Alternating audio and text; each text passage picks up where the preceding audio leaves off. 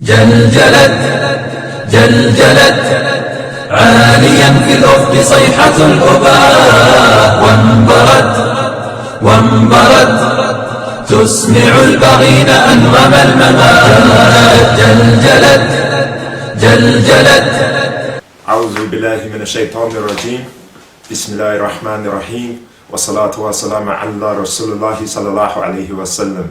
لا إله إلا الله محمد رسول الله. Obviously, many people in this country have this proud to be English, proud to be British thing. But what is it to be British? The word British, actually, the word Brit comes from history, and it meant slave trade. So when you're saying you're proud to be British, you're proud of your slave trade. You're proud of enslaving people, and that's what the British do. They enslave people. Through time they enslave people. Even to this modern day, we think that slavery is abolished, but it's the slavery of the mind now. The slavery of the human. No human being will sit there in this country and take slavery, but without realizing it, your mind is being enslaved. So you're still British, yeah. You know, you're still within the slave trade. And also talking about being proud of being English, what is it that you're actually proud of? You're proud of a land that has 24-hour drinking. You're proud of a land that has places where prostitution is legal. Like, you know, men out there might be going, that's how. Imagine that as your daughter, bruv, or your sister. Would you be like, yeah, that's my way of life? Then no, of course you wouldn't. You'd be going there dragging your sister or your daughter out of that place, telling her not to do it. But then it's okay for somebody else's sister or daughter to do it, and you pay them and have sex with them, which is completely beyond my bewilderment. I would never let my sister or daughter be in that situation, and I wouldn't wish that on anybody else's sister or daughter. Also, in this proud of English mentality, we're proud about drinking. How many people die in car-related accidents of alcohol, alcohol poisoning? People might sit there and say, "Oh, who's this white English person?" Foremost, I'm Muslim. If you want to refer to me as a white English person, you can. Foremost, I'm Muslim. Yeah. But let's say, for instance, argument's sake, again, I'm a white English person. I've grown up in one of the most predominantly white populated areas in South London. I've grown up in Bermondsey, and I've witnessed the likes of EDL in them sort of places, what they're about and how they move. And I used to go to Millwall games. But when I look at the sort of people that stood beside me at them times when we were doing that, I have to be honest with you, most of them are idiots, because they start in groups, 20s, 30s, 40s, 50s, one-on-one they run. They start on the vulnerable, the weak, the people who they know ain't going to come out with a reaction to them. And everyone can say, "Oh, no, but I've witnessed this with my own eyes, I've seen it." Let's go back to the history of EDL now. When it actually first started out, you was against black people, Asian people, every other race except white people. Yeah, and no one could deny the facts of this. This is facts, I know this, yeah. You used to join National Front marches, used to follow BNP, who were what? They were against black people, Asian people, anybody coming into the country. Now that their views was not adopted, and everybody come into the country anyway, and everybody's now interracial, mingled up in this society anyway, and accept each other, they now move on to the next fascism, which is what? Against Muslims. So they said, to be against Muslims, we need as many people in our faction as possible, which is now black people, Asian people, and you're all joining this faction who used to be against you beforehand. They used to want you out of their lands, call you scroungers on benefit, come in there robbing all the houses, robbing all the corner shops. So this is what the EDL used to say about you. They're fascists, they're bigots. All they do is they move on to the next fascism, support it, control the people to support in it. You're travelling to football grounds now with what? Getting football hooligans. You don't even know where it is you're supporting. You're actually supporting people who are the enemies of God. Now you say, God is not. Do you know the most stupidest thing I've ever heard from someone's mouth? Why are Muslims making it more difficult to worship God? God is a 3-letter word. Allah is a 5-letter word. This is the most stupidest thing I've ever heard from someone's mouth in all my time. And these are the sort of things that come from these people's mouths all the time. Just unlogical, no brain work into what you're saying. And that's where it comes into blind following. Because someone who doesn't blind follow, uses their own logic, they assess the situation. Obviously, everybody knows my beliefs on democracy. Democracy is hypocrisy, and it is evident because the root of democracy comes from Greek times, whereas it was now adopted into this land as an ideology, a way of thinking, a way to control the people. So it's nothing from this land anyway. Yeah. So when you're fighting for something that ain't from this land anyway, what's to say that Sharia can't be here when it is from this land? Why? Because Allah created the earth and everything in it. So every part of land, every part of dry earth where people are living have the right to have Sharia put in. Now Sharia is a better way of life. Even the own Archbishop of Canterbury, he said that this land would be a better way of life if Sharia was here. That was the words from your own Archbishop. He said this. You can look it up on YouTube. I'm sure you'll find it somewhere. It's fact. I'm not just making stuff up on the spot, you know. So obviously people know that Sharia is a much better way of life. Now obviously it's alhamdulillah, my brother took Shahada 2-3 weeks ago, alhamdulillah. My mum, alhamdulillah, she become a Muslim as well. And you know, there's many British born Muslims that have reverted to Islam. So the message to the EDL as well is, why do you feel that you can't accept Islam? Because you're being indoctrinated into a way of life by these people around you? None of them know what's good for you. They want you to go around on the street, start shouting for views that are not even political. Your views don't even have a political status within government. You are considered yobs. You are considered violent, alcoholic. Inshallah, we invite you to Islam. We invite you to La ilaha illallah. We invite you to accept a better way of life. We invite you to better your own way of life, a cleaner way of life, a spiritual way of life, a political way of life, an ideology which actually works for mankind, and the best ideology, because Allah knows best for man what he knows not for himself. We as Muslims, we stand by La ilaha illallah Muhammadan Rasulullah, and there's no God worthy of worship but Allah, and Muhammad is the final messenger. And we believe that our way of life is superior to your way of life. It's evident. If you come to a Muslim woman, she covers herself up. She doesn't put herself as a sex symbol for the people. She doesn't become a prostitute for people in the street, you know. And men, we look after our women. We make sure they're protected, and you know, we look after our children. We don't bow down to no man. We don't worship no man. We don't adopt a way of life which is detrimental to our health. Like obviously that drinking, all this is detrimental to your health. It's not no secret. It's publicised that you even on your own packets of fag, it says warning, health warning on the packet of fags, but you still buy it and want to kill yourself with it.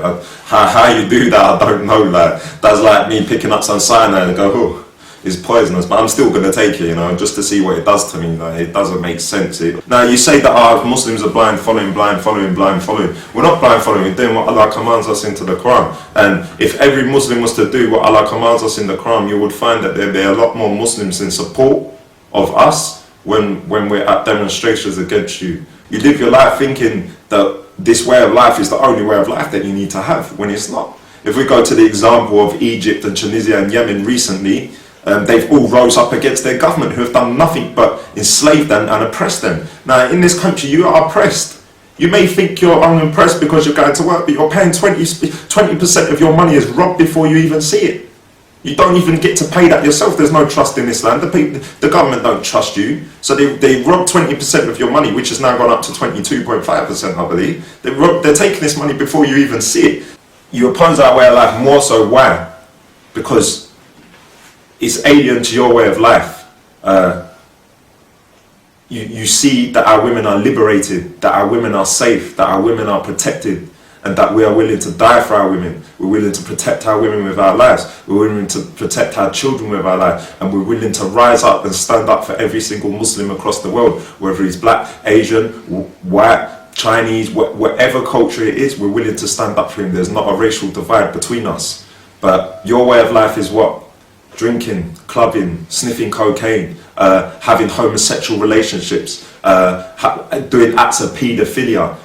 Even in your own way of life, you stood side by side with a man by the name of Richard Prince, who himself was convicted of paedophilia, of containing images or something along them lines. We don't know for certain, but what we do know for certain was he is convicted upon this act. How many more people in your organisation stand by this and do this? How many more people in your organisation are going into Soho on weekends and paying boys? It's clearly evident that by the acts of some of your people, we have witnessed at first hand ourselves that old people have been attacked from our religion by people of your religion. That one man recently, about 4 or 5 months ago in East London, he got attacked by 20 of your members on his own when he was with his wife. You know, this is what happened. The point here is not to address what you're doing or how you're, but it is to address what your way of life entails and what you want to enforce upon other people in your land. Now, obviously, inshallah, you're in support of the war. When your soldiers come back home proclaiming that they're war heroes, which we all very well know that they're not. And let's say, for instance, just for argument's sake, that they are war heroes. How are your war heroes treated when they come back with 2 arms missing, a leg missing, they're in a wheelchair, half of their face blown off because they was in a land attacking women and children when they shouldn't be anyway? How are they treated? The government do what? They leave them to be a burden on their mothers and to be a heartbreaking situation to the mothers of them, and don't supply any funds. Now, obviously, you are fully aware that the poppy burning took place.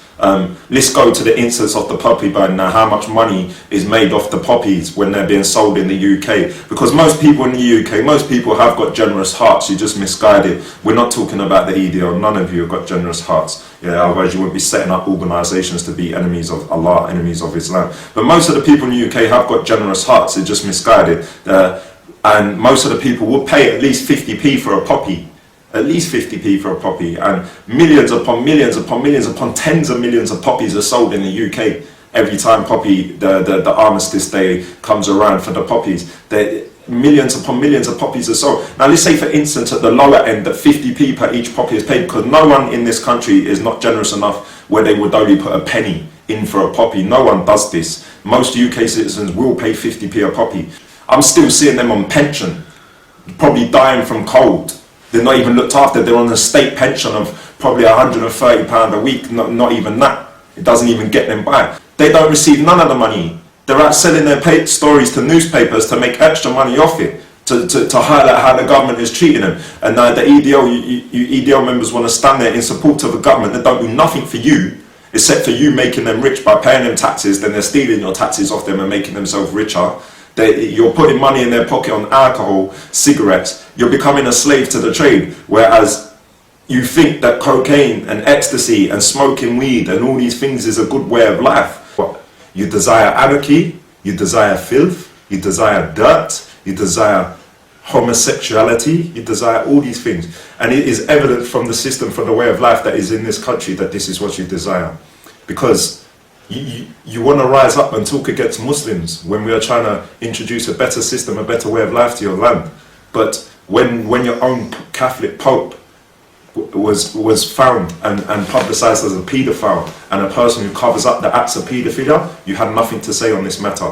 Now, also, when the alcohol was a problem in this country, the government wanted to come up with a way to support and change the position of how alcohol is ruining this land. And the answer was what? Let's open 24-hour pubs. us as Muslims, we believe that is absolutely nonsense. How can you solve a problem by making the problem bigger?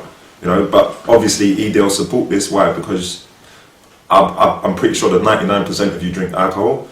Going back to the alcohol problem, when you drink the alcohol, you're out in clubs, you do this, you get into fights with people you don't even know, over women who are also out in the clubs having alcohol, half dressed, you know, which you feel is liberation, but the woman then has to get a taxi and then feels unsafe to get in the taxi home when she had to get in the taxi home because she was unsafe not to get in the taxi home. So she's in a lose-lose situation. There's no win-win about it for the woman. Yeah, but this is the way of life you want to indoctrinate on people. Also, your way of life consists of drug, fornications out of marriage, women falling pregnant whereas they're led by a man that they don't know, whereas they're led then to have an abortion and furthermore go on to kill a human life which is being produced. Now you could come with your political statement and say, oh, but it wasn't born into the world, it had never chance to live. From when it had a beating heart, from when it was a cell inside the body producing and growing, it was a form, it was a living form, and it was killed. So that's another evil that comes from the alcohol. There's many evils that come from the alcohol. Like every Friday, Saturday night, I've been in casualty myself,